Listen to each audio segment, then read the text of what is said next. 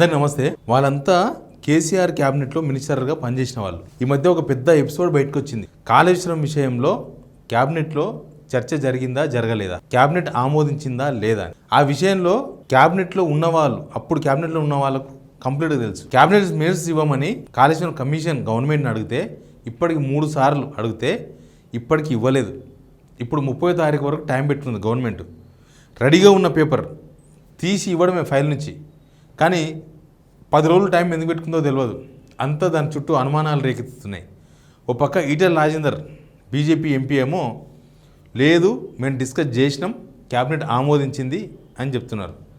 BRS వాళ్ళు cabinet ఆమోదించిందని చెప్తున్నారు. అసలు వీళ్ళు ఎందుకు మౌనంగా ఉన్నారు, వీళ్ళు ఎందుకు స్పందిస్తలేరు, అన్ని విషయాల మీద మాట్లాడదాం. నేను వెనుక రాసింది మౌనముద్ర అని రాసిన. తుమ్మల నాగేశ్వరరావు అతను మాత్రమే స్పందించిండు. అసలు క్యాబినెట్లో డిసిజన్ తీసుకోలేదు. అందరికి వచ్చే డౌట్ ఏంటంటే అంత పెద్ద ప్రాజెక్టు క్యాబినెట్లో డిసిజన్ తీసుకోకుండా ఎట్లుంటారు? అంత పెద్ద ప్రాజెక్ట్ కదా, అది ఒక రోజులో ఒక పూటలో అయిపోయేది కాదు కదా. ఇప్పుడు ఎవరికో ప్రభుత్వ జాగాను ఎవరికో ఒక యూనివర్సిటీ కోసమో ఒక కంపెనీ కోసమో ఇచ్చేది అనుకో, ఇస్తారు అయిపోతుంది. కానీ ఇది అట్లా కాదు. ఇది గవర్నమెంట్ ఆస్తి, ఇది నడుస్తూనే ఉంటుంది. కన్స్ట్రక్షన్ సంవత్సరాలు నడుస్తుంది. ఆ కన్స్ట్రక్షన్ అన్న రోజులు దానికి డబ్బులు, అంచనాల పెంపకాలు, లేకపోతే చెల్లింపులు, పరిపాలనా అనుమతులు, పర్యావరణ అనుమతులు, సిడబ్ల్యూసి అనుమతులు, ఇట్లా రకరకాల అనుమతులు ఉంటాయి. చాలా ఇష్యూస్ ఉంటాయి ఒక ప్రాజెక్ట్ కట్టాలంటే.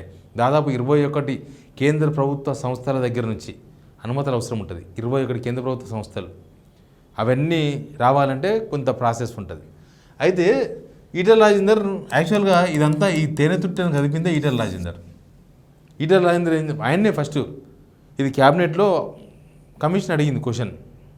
అసలు ఇది క్యాబినెట్లో చర్చకు వచ్చిందా, క్యాబినెట్లో పెట్టినరా అని అడిగితే క్యాబినెట్లో పెట్టినరు, మేమందరం ఆమోదించినాం. నేను, తుమ్మల నాగేశ్వరరావు, హరీష్ రావు చైర్మన్, మాకు సబ్ కమిటీ కూడా ఉండే, మేము కూడా కొన్ని రిపోర్ట్ చేసినాం, మేము ముగ్గురు సంతకాలు కూడా చేసినామని చెప్పిండు ఆయన. అప్పుడు తుమ్మల నాగేశ్వరరావు బయటకు వచ్చిండు, నా పేరు తీసినావు నువ్వు అని. అప్పటిదాకా తుమ్మల నాగేశ్వరరావు తేలుకుంటున్న దొంగలాకున్నాడు. ఓలా ఆయన నిజంగానే క్యాబినెట్లో చర్చ జరగకపోతే ఆయన కాంగ్రెస్కి వచ్చి మంత్రి అయి సంవత్సరం అయింది కదా, ఒక్కనాడుగా మాట్లాడలేదు. ఒక్కనాడు కూడా ఆ ఇష్యూ మీద కాళేశ్వరం గురించి రోజు నడుస్తుంది కదా, ఎలక్షన్ ముందు నుంచి నడుస్తుంది కదా, ఒక్కనాడన్నా మరి ఈ ప్రాజెక్టు కాళేశ్వరం ప్రాజెక్టు అసలు క్యాబినెట్లో తీర్మానం వేయలేదు, ఇది కేసీఆర్ సొంతంగా చేసుకున్న ప్రాజెక్టు, లేదా కేసీఆర్ నిర్ణయం తీసుకున్న తప్ప మాకు తెలియదు అని ఒక్కనాడు తుమ్మల నాగేశ్వరరావు మాట్లాడలేదు. ఈటెల రాజేందర్ మాట్లాడిన తర్వాత మాట్లాడాడు. అప్పుడు బయటకు వచ్చిండు. తర్వాత కూడా వీళ్ళందరూ సవాల్ విసిరిండు. అట్లా కాదు, నేను సవాల్ విసురుతున్నా, రేవంత్ రెడ్డికే సవాల్ విసురుతున్నా. ఓవర్ ఇది క్యాబినెట్ ఆమోదించలేదని నిరూపిస్తే నేను రాజకీయానికి వెళ్ళి తప్పుకుంటాను ఈటెల అందరూ సవాల్ విసిరిండు. ఇక్కడ నుంచి నో కౌంటర్. రేవంత్ రెడ్డి స్పందించలే. తుమ్మల నాగేశ్వరరావు కూడా సైలెంట్ అయిపోయాడు. నేను కమిషన్కి లేఖ రాసినా అన్నాడు తుమ్మల నాగేశ్వరరావు గారు. ఆ లేఖలు ఏముందో తెలియదు, ఆయన చెప్పలేదు ఆ లేఖలు ఏముందో. అయితే కేసీఆర్ క్యాబినెట్లో తుమ్మల నాగేశ్వరరావు ఒక్కరే లేరు. పోచారం శ్రీనివాసరెడ్డి దానిలో ఉన్నారు. పోచారం శ్రీనివాసరెడ్డి గారు మినిస్టర్గా పనిచేసినప్పుడు 2014 నుంచి 18 వరకే కదా, 19లో ఓపెన్ అయింది ప్రాజెక్టు. ఇంద్రకరణ్ రెడ్డి గారు minister, Patnam Mahender Reddy minister, Kadiyam Srihari minister, Jupally Krishna Rao minister. వీళ్ళంతా ఇప్పుడు కాంగ్రెస్లో ఉన్న వాళ్ళే. వీళ్ళంతా ఇప్పుడు రేవంత్ రెడ్డి గారిని భుజాల మీద మోస్తున్న వాళ్ళే. మరి తుమ్మల నాగేశ్వరరావు గారు క్యాబినెట్ రాలేదు అన్నప్పుడు వీళ్ళు ఎందుకు మాట్లాడతలేరు? అంటే క్యాబినెట్కి వచ్చిందనే అర్థమా, లేకపోతే తుమ్మల నాగేశ్వరరావు అబద్ధం ఆడుతున్నాడు అనుకోవాలనా? ఇప్పుడు బీఆర్ఎస్ నుంచి అప్పుడు ఇరిగేషన్ మినిస్టర్గా పనిచేసిన హరీష్ రావు మాట్లాడుతున్నారు కదా, క్యాబినెట్లో డిస్కస్ చేసినాం అని చెప్పిండ్రు డైరెక్ట్గా.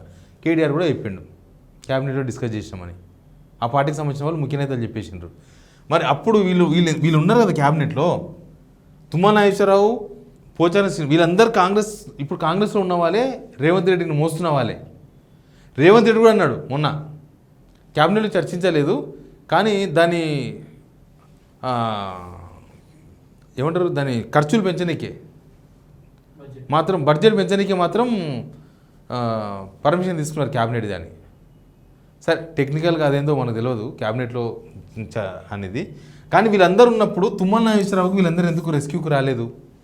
తుమ్మల నాగేశ్వరరావు అబద్ధమైన అయి ఉండాలి, లేకపోతే మాకెందుకు ఈ గోల, మాకు సంబంధం లేదు, అనవసరంగా మా మీదకి వస్తుందేమో అని అనుకున్నాను ఉండాలి. అసలు కాళేశ్వరం కమిషను ఈ క్యాబినెట్లో ఉన్న వాళ్ళందరినీ పిలిచేది ఉండే.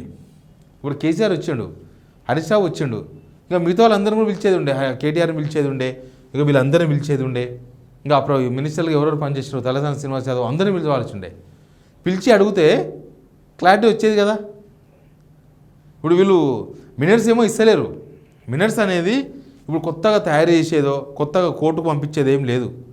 అప్పుడు మినిట్స్ మొత్తం ఉంటాయి, అవన్నీ ఫిజికల్ కాపీలు ఉంటాయి, తీసి ఇచ్చుడే కమిషన్కి. వీరు ఒక జిరాక్స్ పెట్టుకొని ఒరిజినల్ అది ఇచ్చొచ్చులే. పాత పేపర్ మనం కనుక స్కూల్లో అటెండెన్స్ ఉందా లేదా పోయి చూసుకొని వస్తే ఏమవుతుంది, అది తీసుకొని వస్తాం బయటికి జిరాక్స్.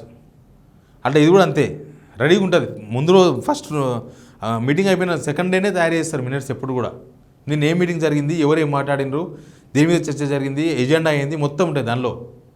కానీ మరి ఈ ప్రభుత్వం ఎందుకు 10 రోజులు టైం పడిగిందో కూడా ఒక పెద్ద అనుమానం. ఏమన్నా ఇప్పుడు తయారు చేస్తారు అయింది కొత్తగా, అప్పుడు పాత పేపర్లు పెట్టి మనం ఇట్లా అప్పుడప్పుడు పాత బాండ్ పేపర్లు తీసుకొని పాత ఏదో అగ్రిమెంట్ జరిగినట్టు పుట్టిస్తుంటారు జనాలు. అట్లా వీళ్ళు కూడా ఏమైనా పాతది పుట్టించే ప్రయత్నాలు ఏమైనా ఉన్నారా, అట్లాంటి కుట్ర ఏమైనా జరుగుతుందా?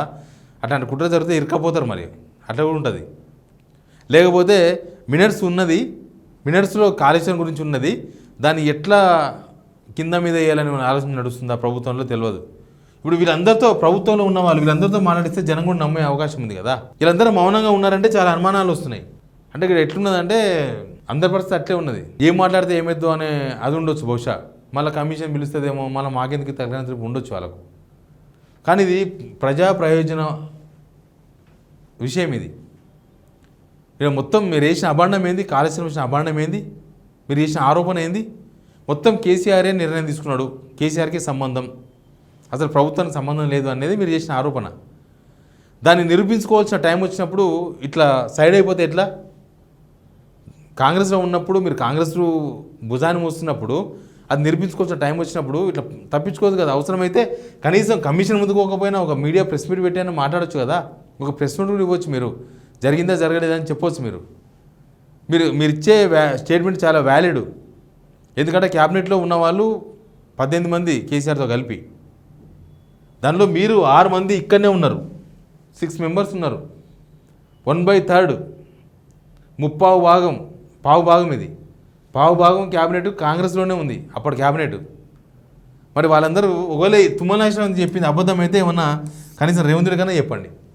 రేవంత్ కూడా తుమ్మల నాగేశ్వరరావు చెప్పిన దానిలోనే ఉన్నాడు. తుమ్మల నాగేశ్వరరావు కరెక్ట్ చెప్తారు కదా పెద్ద మనిషి అనుకుంటున్నాడు, కానీ తుమ్మల నాగేశ్వరరావు చాలా అబద్ధాలు ఆడుతున్నాడు.